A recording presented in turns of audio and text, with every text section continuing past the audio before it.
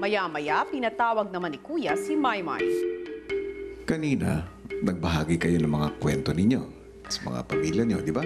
Opo. Sa mga nadinig mong kwento, kanino yung pinakatumatak sa'yo? Hindi pangalan. Yung may cancer po na mama. Si Heaven po. Kasi ang hirap po na mawala yung nanay. Yung talaga yung ilaw ng tahanan. Tapos alam lahat kung sino ka. Ganon ka rin sa nanay mo? Opo, bonggang-bongga. Minsan pinapakita ko sa kanya na, Ma, please uwi ka na lang. Gusto ko magkasama na tayo. Pero mostly, tinatago ko po kasi sabi niya kasi sa akin, kung sa akin daw siya, kumukuha daw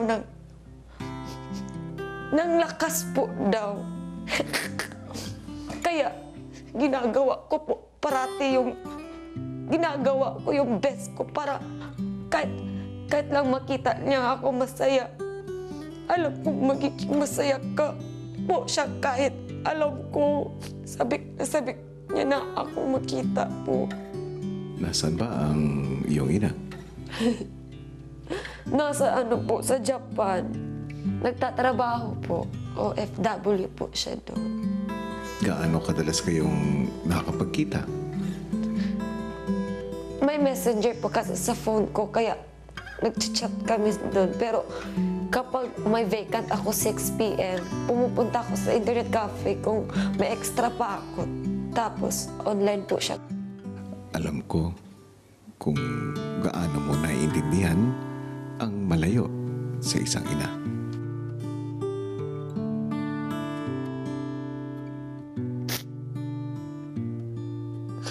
Sobra po.